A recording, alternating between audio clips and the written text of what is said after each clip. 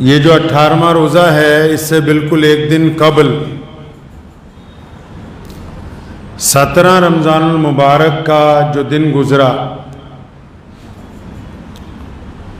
وہ پوری دنیا میں تاریخ کے اندر ایک منفرد حیثیت رکھتا ہے۔ 17 رمضان المبارک کا ذکر اگر نہ ہو اسلام میں، 17 رمضان المبارک کے اگر واقعات اپنے بچوں کو، آنے والی نسلوں کو اگر نہ یاد دلائے جائیں، 17 رمضان المبارک کو پیارے نبی حضرت محمد رسول اللہ صلی اللہ تعالی علیہ وسلم نے جن روایات کا انعقاد کیا ہے، ان کے بغیر کلمہ لا الہ الا اللہ محمد رسول اللہ صلی اللہ علیہ وسلم کی تفسیر مکمل نہیں ہوتی۔ اس کے معنی، اس کا مفہوم اپنے معیار تک نہیں پہنچتا ہے۔ تاریخ میں اگر دیکھیں گے تو اتہاس نے 17 رمضان المبارک کو جنگ بدر کا نام دیا اور قرآن پاک نے یوم فرقان کا نام دیا۔ 17 رمضان المبارک وہ دن ہیں جب بدر کی تپتی ہوئی ریت کے اوپر سخت گرم کے ہواؤں کے درمیان ہمارے پیارے نبی حضرت محمد رسول اللہ صلی اللہ تعالی علیہ وسلم نے کفر کے ساتھ اسلام کی پہلی جنگ جو ہے وہ لڑی۔ جنگ بدر کے جو واقعات ہیں، جنگ بدر کی جو تاریخ ہے، صرف اسلامی لحاظ سے نہیں، دنیاوی لحاظ سے بھی جنگ بدر دنیا کی تمام جنگوں میں اہمیت رکھتی ہے۔ کیوں؟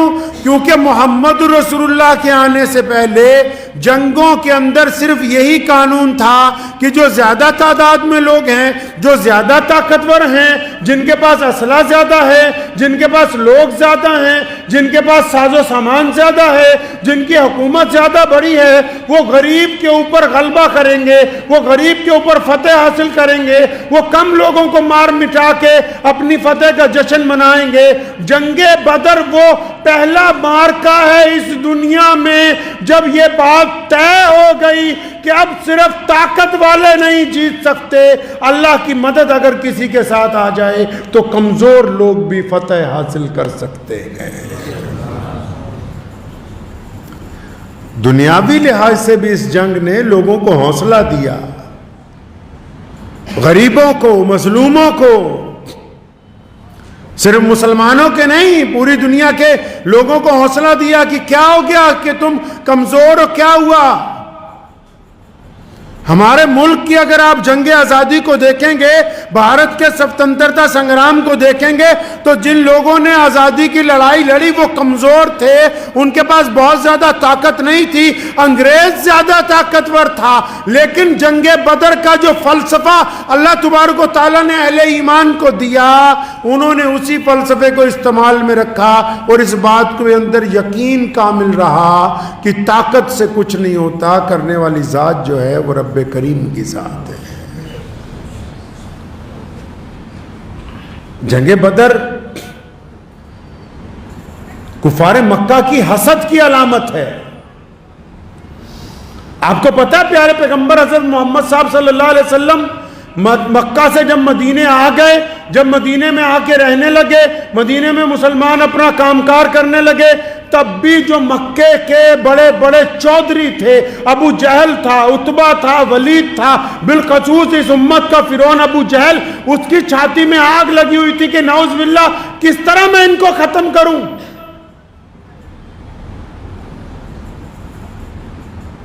اس حسد کی وجہ سے جب بدر کا دن قریب آیا، پیارے محمد صلی اللہ علیہ وسلم ابو سفیان اور اس کے ایک قبیلے کو جب پکڑنے کے لیے گئے، وہ تو بچ کے نکل گیا، لیکن جب ابو جہل کو پتہ لگا نا تو 1000 لوگوں کو اس نے تیار کیا تھا۔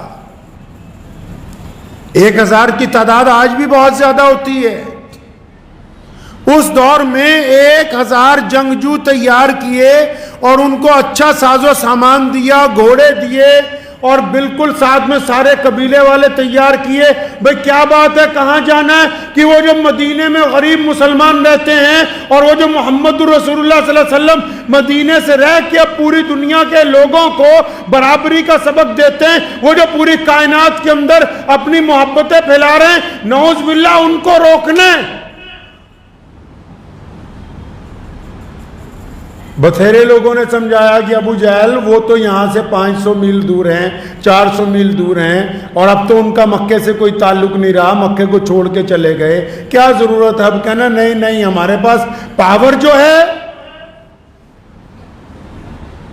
طاقتور انسان جب طاقت میں ہوتا ہے تو پھر وہ اس آنے والے وقت کو بھول جاتا ہے جب طاقت ختم ہو جائے گی ایک دن۔ تو ابو جہل کہنے لگا نہیں، ہمارے پاس تو طاقت ہی بہت ہے۔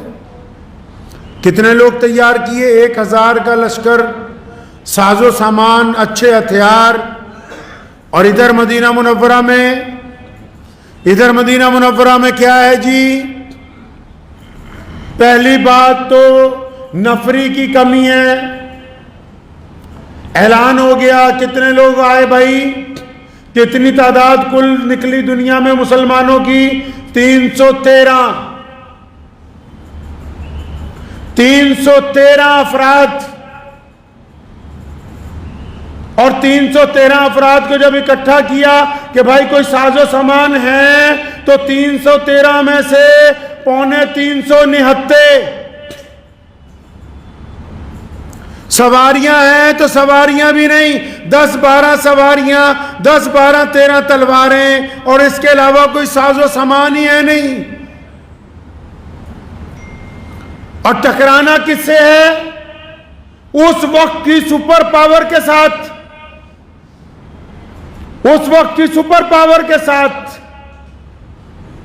لکھا ہے مفسرین نے، سیدنا سعد بن ابی وقاص رضی اللہ تعالیٰ عنہ اس وقت جوان تھے، تو ان کے بھائی حضرت عمیر بن ابی وقاص رضی اللہ تعالیٰ عنہ کی عمر 15-16 سال تھی، جب پیارے پیغمبر علیہ السلام نے فرمایا نا کون کون چلے گا بھائی ہمارے ساتھ؟ جانا کہاں ہے بھائی؟ جنگ کی بھٹی میں۔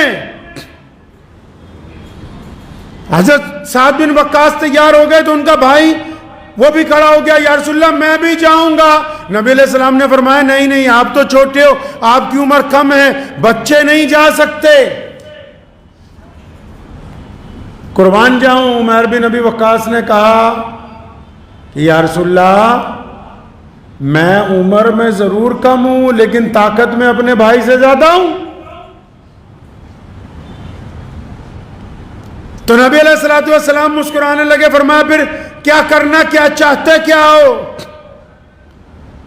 سنیں آج کے نوجوان بھی، بچے بھی، آج کے بچے کو اگر کوئی ماں باپ کام کہہ دیں تو موبائل نہیں چھوڑے گا، گھومنے کی بات کہیں تو پہلے دروازے پر کھڑا ہوگا۔ آج کے بچے کو اگر آپ مشقت کا کام بتا دیں، بچے ان کی جو سمجھدار ہیں ان کی بات کر رہا ہوں، اگر ان کو کوئی مشقت کا کام بتا دیں کہ بچے فلاں کام گھر کا کر دو، مسجد کا کر دو، تو جان نکل جائے گی کہ نہیں نہیں میں بیمار ہوں، میرے سے اٹھے گا نہیں۔ اور یہ عمیر بن وقاص کہاں جانے کی بات کر رہے ہیں جی؟ جانے کی بات کہاں کر رہے ہیں؟ کہیں پکنک پہ نہیں جانا ہے، گھومنے نہیں جانا ہے، کہیں کسی آئس کریم پارلر پہ نہیں جا رہے، کہیں پہاڑوں میں نہیں جا رہے گھومنے کے لیے۔ جانا کہاں ہے؟ جانا جنگ کی بھٹی میں ہے۔ کسی نے کہا عمیر وہاں گردن اتر سکتی ہے، تو فرمایا کون کہتا ہے کہ عمیر گردن اتروانے کے لیے تیار نہیں ہے؟ ہم تو محمد رسول اللہ صلی اللہ علیہ وسلم کے لیے اپنی جان سے گزرنے کے لیے تیار ہے۔ تو نبی علیہ الصلوۃ والسلام نے فرمایا عمر پھر کرنا کیا ہے؟ یا رسول اللہ میں تو طاقت میں اپنے بھائی سے زیادہ ہوں نا، تو ہم دونوں کا مقابلہ کروائیے۔ تو دونوں کا مقابلہ ہوا تو سیدنا عمر بن ابی وقاص نے سعد بن ابی وقاص کے کان میں کہا کہ میرے بڑے بھائی دیکھو، رسول اللہ اگر کسی کو اجازت دے دیتے ہیں اس کی تو کبھی کینسل نہیں ہوتی، آپ کو تو اجازت مل چکی ہے اور آپ مجھ سے زیادہ طاقتور ہیں، آپ مجھ سے زیادہ بڑے ہیں، اگر آپ گر جائیں گے تو مجھے بھی آپ کے ساتھ جانے کی اجازت مل جائے گی۔ یہ جذبہ ہے بدر کا۔ پیارے نبی حضرت محمد رسول اللہ صلی اللہ تعالی علیہ وسلم نے ان کو بھی اجازت دے دی جب انہوں نے اپنے بڑے بھائی کو گرایا کشتی میں، فرمایا چلو کوئی بات نہیں، دونوں چلے جانا۔ بدر کی طرف جا رہے ہیں، 2 4 5 سواریاں گنتی کی، ان میں بھی گنتی کے لوگ اور ساز و سامان کچھ بھی نہیں ہے۔ جب بدر میں پہنچے، ابو جہل لشکر لے کے پہلے پہنچ گیا اور ابو جہل نے وہ جگہ پسند کی اپنے کے لیے جہاں بہترین مٹی تھی، اونچی جگہ تھی، تو وہ جگہ اپنے لیے پسند کی۔ ناچنے گانے والیاں بھی ساتھ میں آئیں،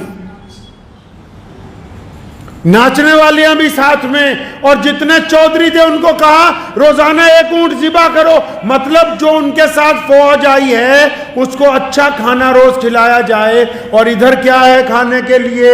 کھانے کے لیے چند کھجوریں ہیں، اور جن کو کھجوریں نہیں ملتی وہ کھجور کی گٹلیاں چوس کر اللہ کے نام پر صبر کر لیتے ہیں۔ دونوں کی فوج کی حالت اگر کوئی دیکھتا تو یہ کہتا کہ یہ تو خودکشی کرنے کے لیے آئے، یہ جنگ لڑنے کے لیے نہیں آئے۔ پیارے پیغمبر حضرت محمد رسول اللہ جب پہنچے، ریت تپ رہی تھی۔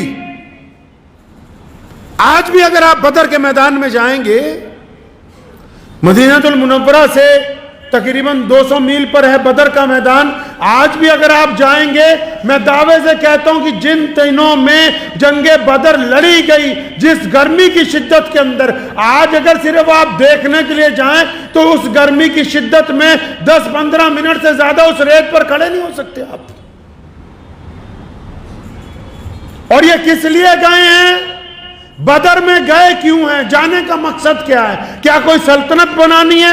کیا کسی ریاست کا قیام کرنا ہے؟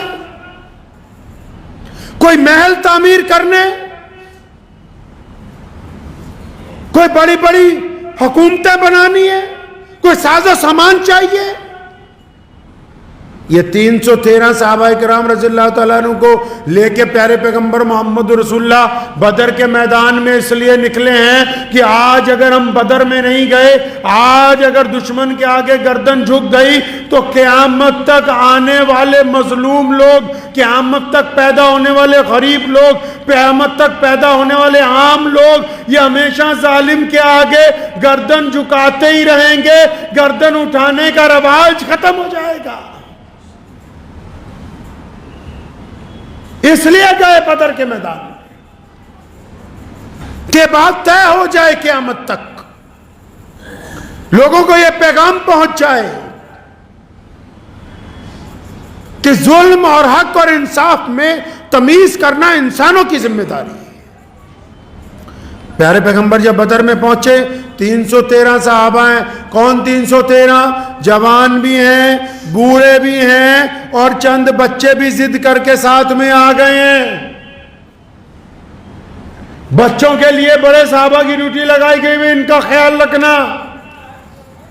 اور جب پہنچے، صحابہ فرماتے ہیں کہ ریت ایسی تپ رہی تھی، زمین نے اللہ کے آگے اپنی جھولی پھیلا دی۔ اے مولا کریم، تیرا پیارا پیغمبر، تیرے محبوب پیغمبر، وہ جن کے لیے آپ نے کائنات کو بنایا ہے، اور وہ جن کے پیروں کو بوسہ دینا جبریل امین اپنے لیے عزت کی بات سمجھتے ہوں، زمین نے اللہ تعالیٰ کے آگے فریاد کر دی کہ اللہ تیرے پیارے پیغمبر مجھ پر آ گئے، میں تو بہت زیادہ تپ رہی ہوں، مجھے ان کے آگے شرمندہ نہ ہونے دیجئے گا۔ اتنی زبردست بارش ہوئی، اتنی بارش ہوئی کہ جہاں ابو جہل تھا وہ مٹی دلدل بن گئی۔ جس زمین پر پیارے پیغمبر صلی اللہ علیہ وسلم پہنچے تھے، اس زمین کی ریت پتھر میں تبدیل ہو کے سارے کے سارے تیلاب جو ہیں وہ پانیوں سے بھر گئے۔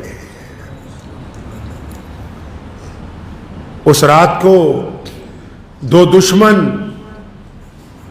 چھپ کے پانی پینے کے لیے آئے مسلمانوں کے کیمپ میں. یہ واقعہ اس لیے سنا رہا ہوں کہ پیارے پیغمبر صلی اللہ علیہ وسلم نے اصول طے کیے ہیں، انسانیت کے، زندگی کے اصول طے کیے ہیں. جنگ کا مطلب یہ نہیں ہوتا کہ ظلم کیا جائے. جنگ کا مطلب یہ نہیں ہوتا کہ کسی بیٹی پر ہاتھ ڈال دیا جائے. جنگ کا مطلب یہ نہیں ہوتا کہ کسی کے گھر کو جلا دیا جائے. جنگ کا مطلب یہ نہیں ہوتا کہ کسی کے بچوں کو قتل کر دیا جائے. پیارے پیغمبر صلی اللہ علیہ وسلم کو آ کے پہرے داروں نے کہا یا رسول اللہ دشمن کے کچھ لوگ ہمارے تالاب میں سے پانی پی رہے ہیں اور کیا ان کو پکڑ لیا جائے، مار دیا جائے؟ نبی علیہ السلام نے روک دیا، فرمایا کوئی بات نہیں، چاہے دشمن ہیں، کیونکہ پیاسا ہے، ہمارے علاقے میں پانی پینے آ گیا تو ہم اس کو ماریں گے نہیں.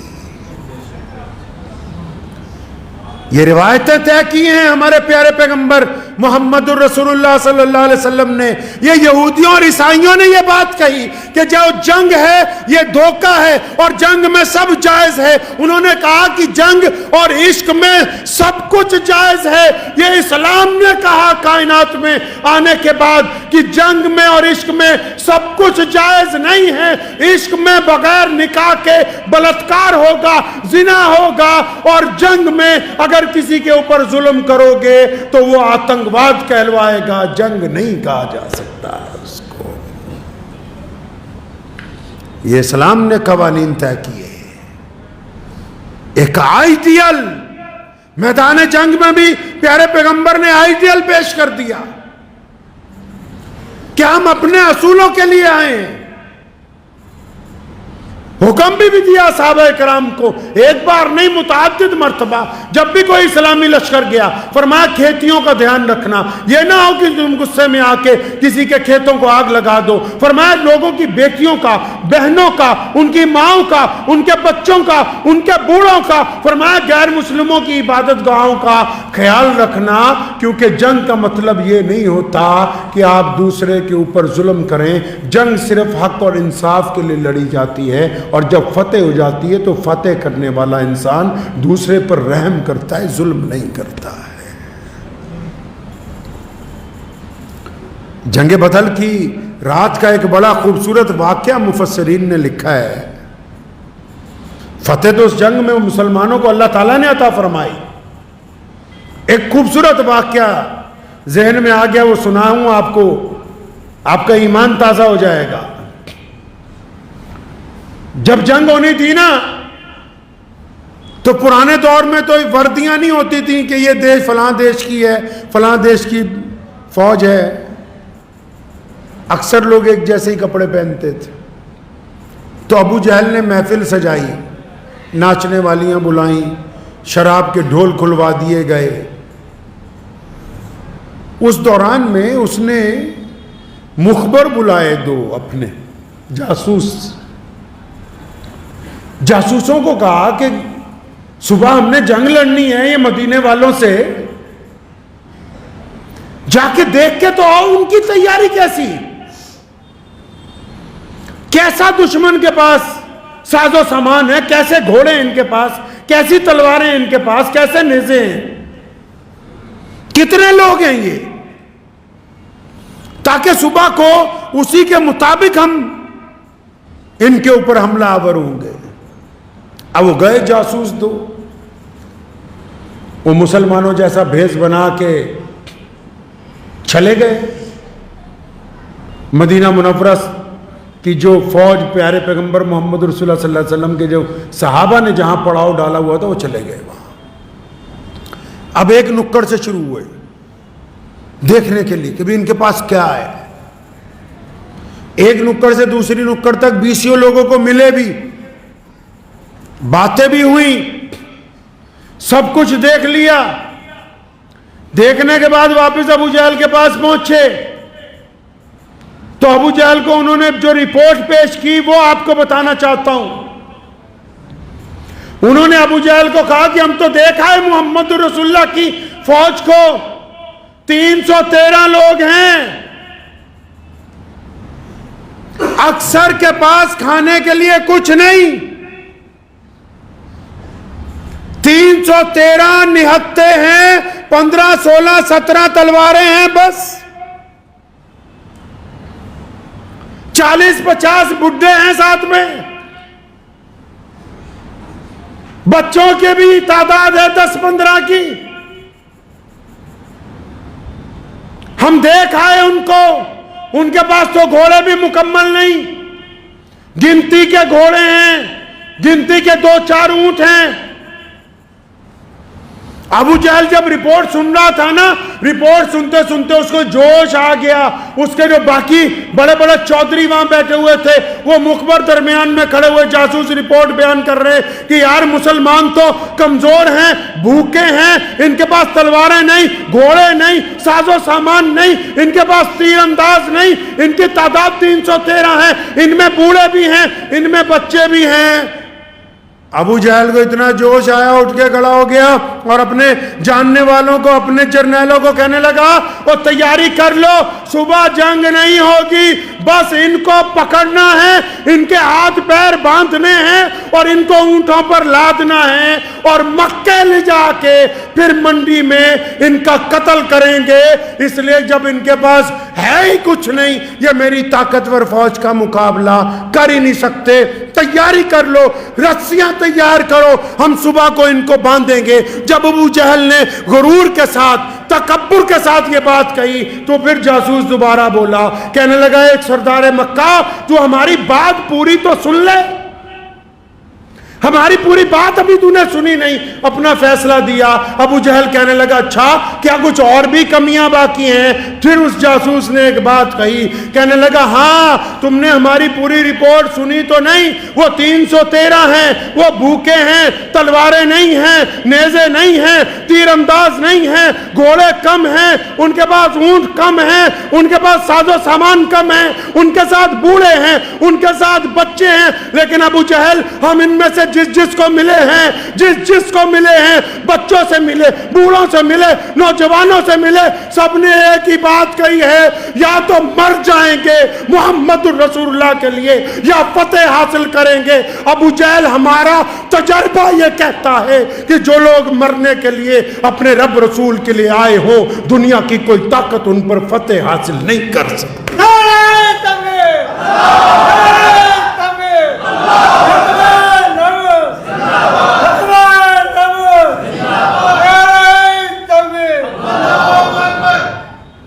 ہمارا تجربہ ہے کہ جو لوگ اپنے رب اور رسول کے لیے قربانی دینے آئے ہوں, اور پھر بدر میں دکھایا, اور بدر میں یہ طے ہو گئی بات کہ ساز و سامان سے فتح نہیں ہوگی, فتح اس کی ہوگی جس کے ساتھ اللہ کی ذات ہے. آپ کو پتہ ہے پیارے پیغمبر نے بدر کی رات میں دعا مانگی تھی کہ یا اللہ میں 313 کو لے کے آج تیرے میدان میں اتر آیا ہوں, اور دشمن زیادہ ہے, ساز و سامان زیادہ ہے, طاقت زیادہ ہے, یا اللہ تو بھی جان لے کہ اگر آج ہم 313 ختم ہو گئے تو دنیا میں تیرا نام لینے والا کوئی باقی نہیں بچے گا. پھر اللہ نے کیا کہا؟ اللہ نے کیا کہا کہ میرے محبوب غم نہ کیجئے, مدد آ رہی ہے, مدد آ رہی ہے. وہ فرشتے جو ناز و نیاز میں ہی بنے, وہ فرشتے جو صرف جنت کی ہوائیں ہی کھاتے ہیں, وہ فرشتے جن کے جسم روحوں کی طرح ہیں, وہ فرشتے جنہوں نے کبھی گرم بھٹی کو قریب سے نہیں دیکھا, وہ فرشتے جن کا سردار جبریل امین کو بنایا گیا, اللہ نے ان کو حکم دے دیا کہ چلو اب میرے محبوب کے ساتھ اب تم بھی میدان جنگ میں اترو گے, کیونکہ میں نے اپنے محبوب سے وعدہ کر رکھا ہے کہ آپ کو شکست نہیں ہونے دی جائے گی. اب سنو مسلمانوں, فرشتوں کو بھی ایک سائڈ پہ کر دو, فرشتوں کو بھی کرو ایک سائڈ پہ. جب پیارے پیغمبر نے دعا مانگی نا, اللہ کی طرف سے مدد آنے لگی, جبریل امین کو خود بھیجا, پہلے 1000 فرشتے, پھر 2000 فرشتے, 5000, نہیں مانے پیارے پیغمبر. فرمایا میرے رب,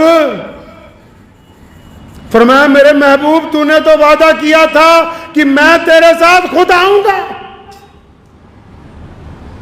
فرشتوں کی ضرورت نہیں ہے, فرمایا آپ نے تو وعدہ کیا تھا کہ میں خود آؤں گا تمہارے ساتھ. پھر اللہ نے اپنے محبوب کو کہہ بھی دیا کہ اچھا میرے محبوب آپ نکلے، میں آپ کے ساتھ ہوں. اور یاد رکھو دنیا کے انسانوں، جس کے ساتھ اس کا رب آ جائے پھر دنیا کی کوئی طاقت اسے شکست نہیں دے سکتی ہے.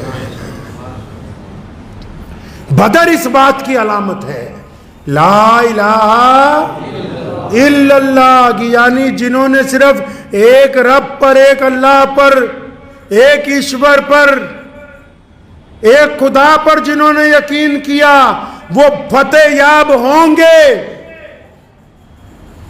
چاہے وہ تعداد میں کم ہو، چاہے وہ ساز و سامان میں کم ہو، چاہے وہ روپے دولت میں کم ہو، چاہے وہ صحت کے اعتبار سے کمزور ہوں. اور پھر جو بدر کے بعد احد کی لڑائی ہوئی وہاں کلمہ مکمل ہوتا ہے محمد رسول اللہ. آپ کو پتہ ہے کہ کلمہ لا الہ الا اللہ محمد رسول اللہ جنگ بدر اور جنگ احد ان دونوں کلمے کی مظہر ہیں. جنگ بدر میں یہ طے ہوا کہ اللہ کی اگر پورا یقین ہوگا تو فتح ہوگی، اور جنگ احد میں ذرا سا کہنا نہیں مانا، پہاڑی سے پیچھے ہٹ گئے تھے، شدید نقصان اٹھانا پڑا.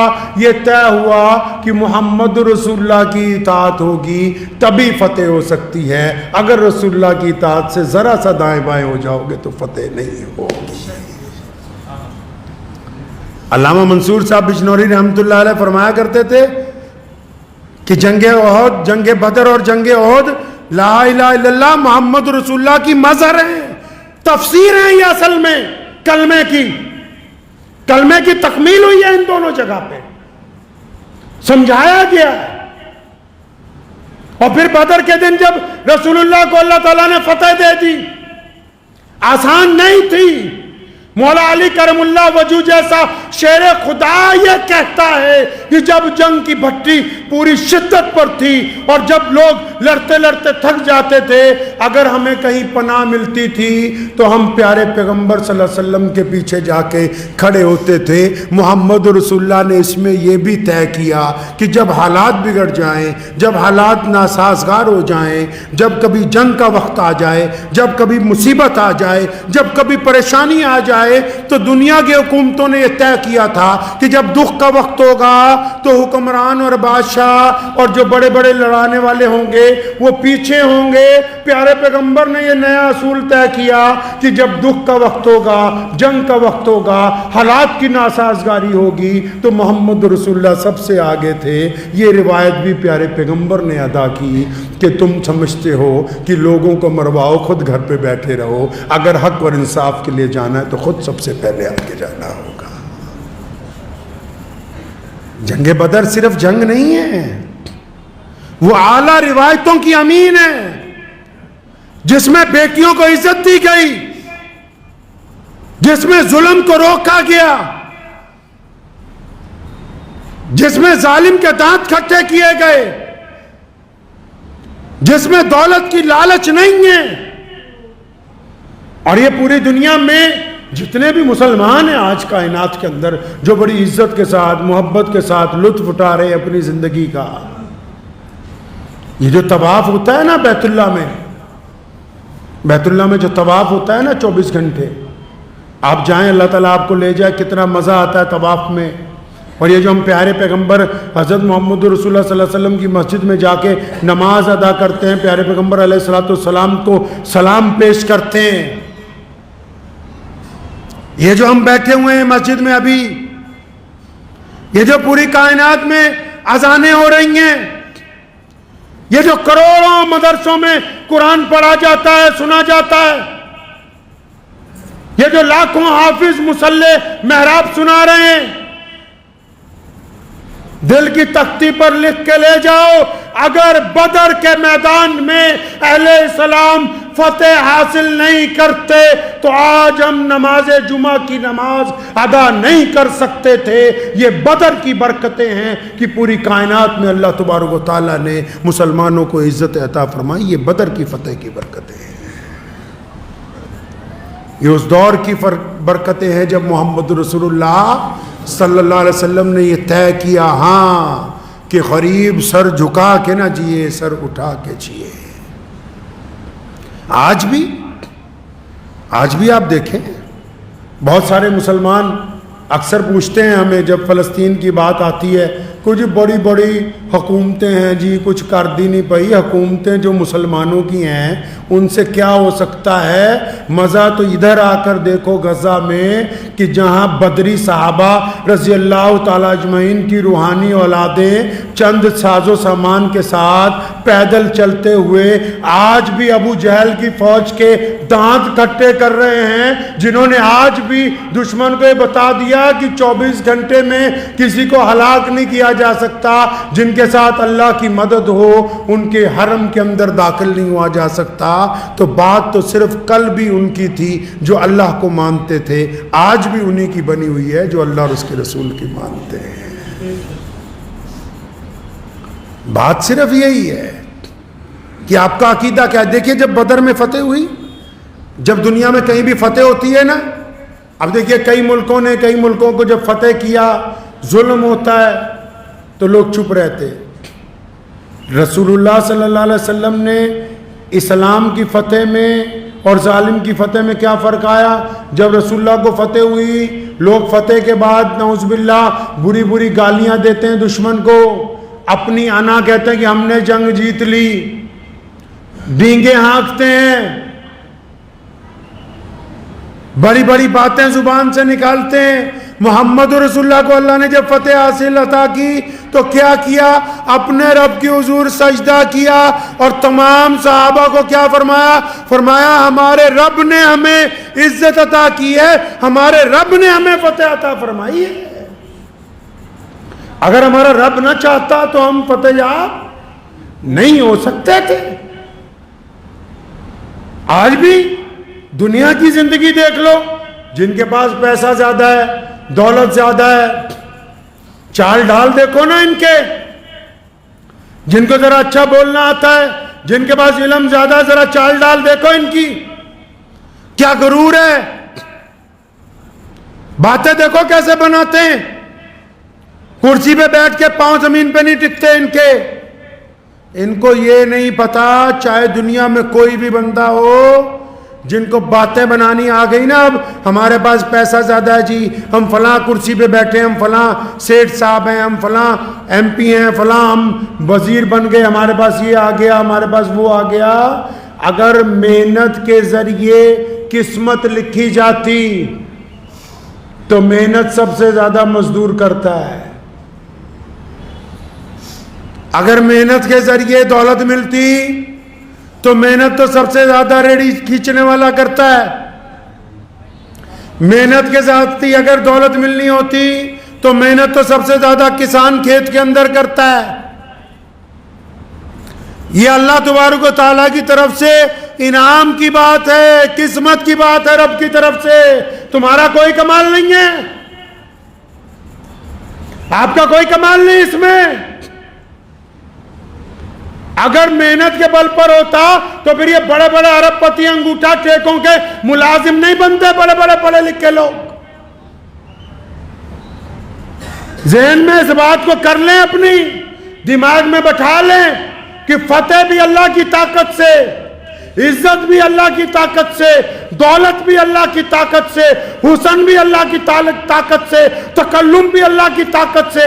بندہ اپنے آپ کچھ نہیں کر سکتا، بندے کا تو ابھی ایک سانس پھنس جائے تو اوپر کا اوپر، نیچے کا نیچے، دنیا کی ساری پاور لگ کے بھی اس سانس کو آگے چلا نہیں سکتی ہے۔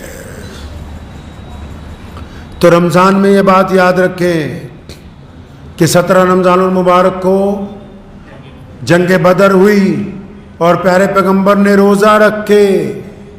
آپ میں سے کئی ہوں گے، مجھے پتہ تو نہیں کون سے ہیں، کئی ہوں گے جن کو روزہ نہیں رکھنا بہانہ ہے کہ جی میرا کام بڑا ہیوی ہے، میری بیماری یہ ہے، میری تکلیف یہ ہے، میرا سفر اتنا لمبا ہے۔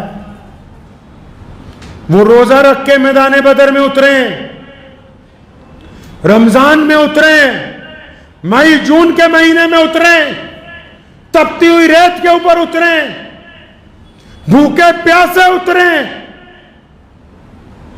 اور یہاں کھاتے پیتے ہٹے کٹے لوگوں کو کہ جی مجھے روزہ رکھنا مشکل ہے. بات یہ نہیں کہ تو روزہ نہیں رکھنا چاہتا. اللہ تبارک و تعالیٰ جب کسی سے ناراض ہوتا ہے نا, اللہ جب کسی سے ناراض ہوتے ہیں نا تو کیا ہوتا ہے پتہ ہے آپ کو؟ جب کسی سے ناراض ہوتے ہیں ایکسیڈنٹ نہیں ہوتا. جب کسی سے ناراض ہوتے ہیں پیسے نہیں کم ہوتے. جب کسی سے ناراض ہوتے ہیں حسن نہیں جاتا. جب کسی سے ناراض ہوتے ہیں تعلیم کی ڈگری نہیں چھینتے. جب کسی سے ناراض ہوتے ہیں فیکٹری بند نہیں ہوتی. کیا ہوتا ہے جب اللہ کسی سے ناراض ہو جائیں سب سے سخت عذاب اس بندے کو دیتے ہیں, اس عورت کو دیتے ہیں. کیا دیتے ہیں جی؟ سب سے سخت عذاب کیا ہے؟ اللہ جس بندے سے ناراض ہو جائیں اس سے سجدے کی توفیق چھین لیتے ہیں. اور یہ اللہ کا سب سے سخت عذاب ہے کہ سب کچھ ہوتے ہوئے بھی بندہ اپنے رب کے آگے سجدہ نہ کرنے والا. تو دعا کیجئے کہ اللہ تبارک و تعالی ہماری آنے والی نسلوں کو میدان بدر کا فلسفہ ہمیشہ یاد رکھنے کی توفیق عطا فرمائے. اور آج کل تو فلسطین میں ماشاءاللہ گزشتہ دنوں ہم لوگوں نے مشورہ کیا آپس میں. ہم لوگ ہر سال دعوتیں کرتے تھے بہت ساری مسجد میں, غیر مسلم دوستوں کو بلاتے تھے, افسران کو بلاتے تھے, الگ الگ لوگوں کو دنیا کی زندگی میں, تاکہ جو طریقہ ہے کہ دوسرے لوگوں کے ساتھ بھی رواداری ہو. لیکن اس بار جب بھی دعوت کی بات آتی ہے تو فلسطین کے مظلوم بچے یاد آ جاتے ہیں. اتنی غیرت تو ہونی چاہیے یار کہ جس قوم کی ایک طرف بچے, بوڑھے, مسجدیں, عمارتیں زمین دوز ہو گئی ہوں, ان کو شام کو لقمہ کھاتے ہوئے اتنی شرم بھی باقی نہ رہی ہو کہ ہمارے جسم کا ایک حصہ چھلنی ہو گیا ہے.